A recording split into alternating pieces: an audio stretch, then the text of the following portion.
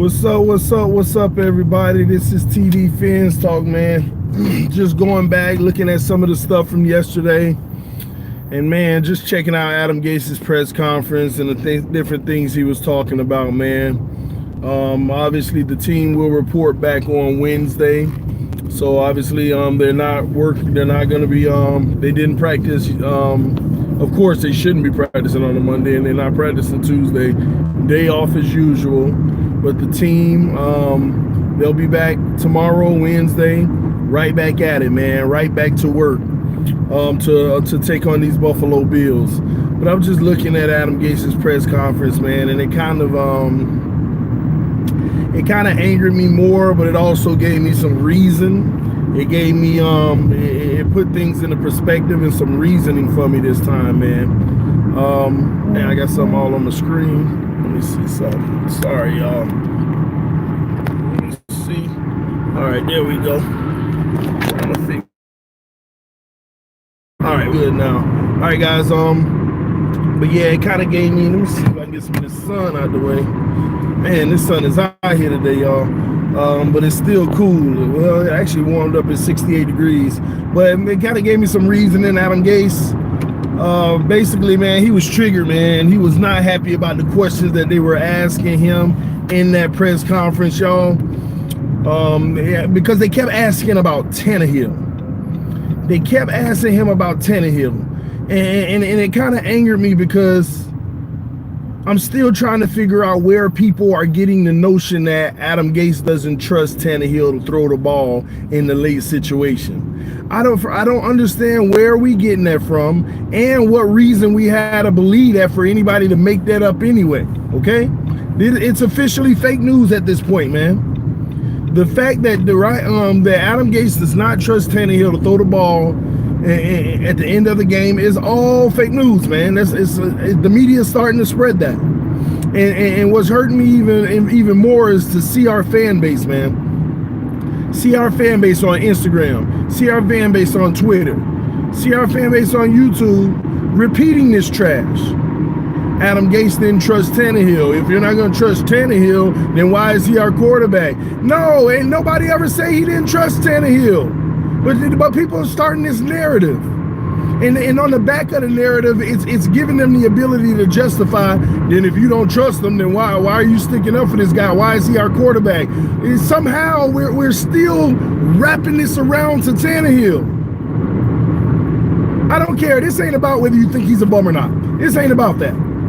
But somehow we've turned this whole narrative into wrapping this in about Tannehill. And it's just ridiculous, and it's unfair, and it is fake news.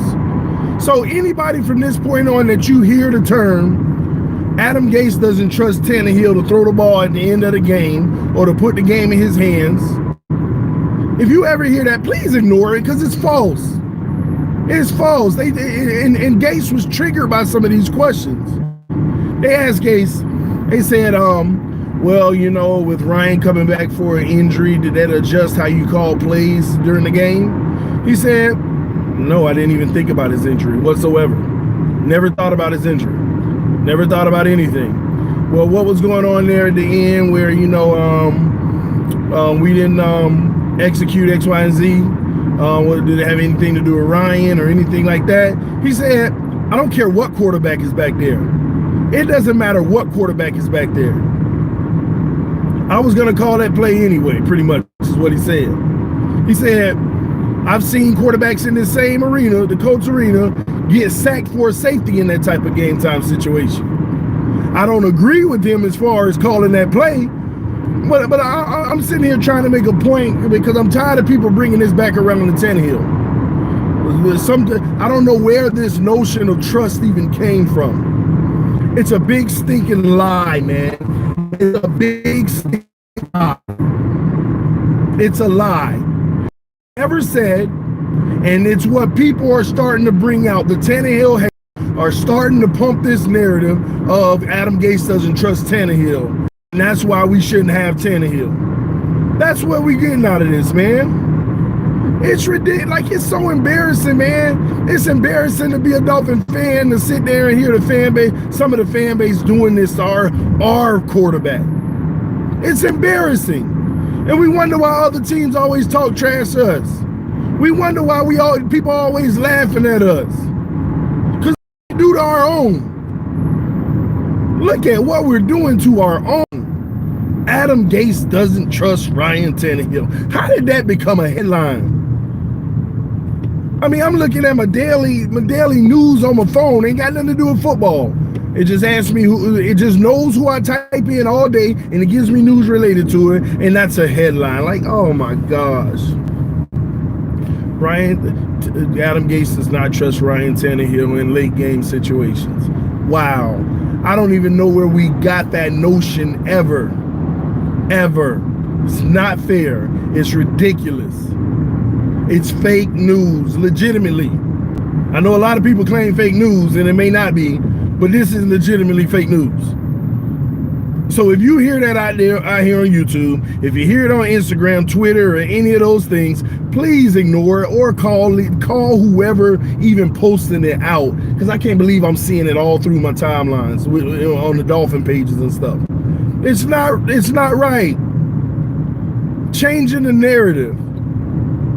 And the only thing that I did like that Gase was talking about was he was talking about the onus on blocking. He said, man, when you look at it, nobody's blocking. Nobody's blocking. You get a ball to Frank Gore and you got 4 defenders around him right away. You play action with Tannehill, you got somebody in his face right away. But I mean, you're just missing blocks. And these are the things we didn't even pay attention to in the game, for the simple fact that we still thought we played a good game. But it makes a point. In those crucial moments at the end of the game, regardless of the stupid calls, we weren't executing either. We just weren't. Gase literally said it don't matter who's back there at quarterback. And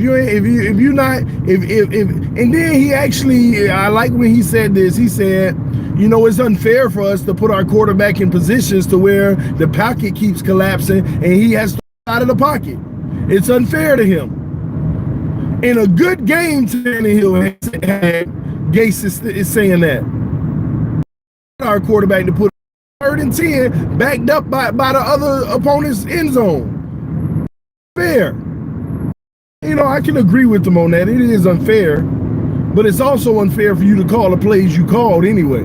Even though I don't know why he is justifying and sticking behind his play calling, saying that he's seen, it doesn't matter what quarterback is back there, he's seen some of the best quarterbacks in history take sacks in the end zone in the same building on 3rd and 10s backed up.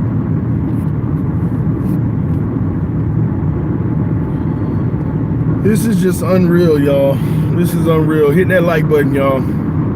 This is unreal, man. Also, if you're not subscribed to TD Fans Talk, make sure you subscribe to the channel, man. Just trying to bring you all the latest content on the Miami Dolphins on a regular basis. Make sure we have a source to where we can find the information we need and get an opinion that's not just straight up biased nor hating. An opinion that has reason behind it. That's me, y'all. Forget TD Fans Talk. It's just me. You're gonna get an opinion that has at least a sound reason and logic behind it. Looking for individuals to oppose that logic and give me their sound reasoning behind it, because it might change mine. But that's rare. Man. And guys, listen, we're gonna make the playoffs. I mean, y'all, I'm not worried about that. Fix this. All right, I'm not worried about that. We're gonna make the playoffs. But there's a reason why we shouldn't win our division this year, man. And I don't know if it's too late at this point, but I can say there's no reason we shouldn't have won our division this year if we don't. It just amazes me. The biggest thing that stands out to me over anything, guys, is the fact that even with all the injuries, we could have won 8 games. at this point, even with all the injuries. Did y'all hear that? Even with all the injuries, we could have won 8 games so far. 8. Somebody said Patriots ain't gonna lose 3 out of 5 games. It's not likely. I'm a realist. It's not likely. That's why we're fighting for the wild card at this point. It's just not likely. But I want y'all to consider that though. We should have won 8 games with all the injuries.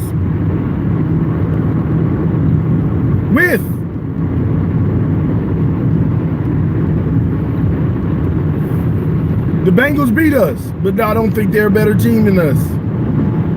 The Colts beat us. I know they ain't a better team than us, but based off of beating us, you gotta eat crow and say, hey, they better than us.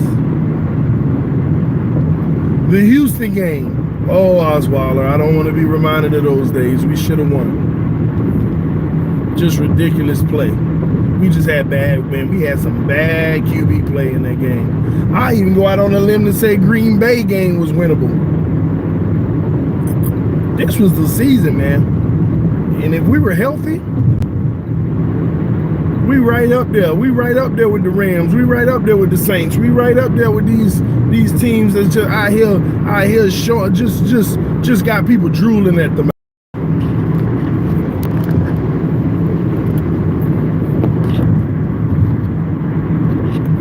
Man, it's all right though, guys. I'm gonna end this stream, man. This TD Fans Talk, man. Love y'all. My battery about to die, so I'm gonna make sure I end the stream the right way, man. Y'all get back at me, man. This TD Fans Talk. I'll check in with y'all later. Peace.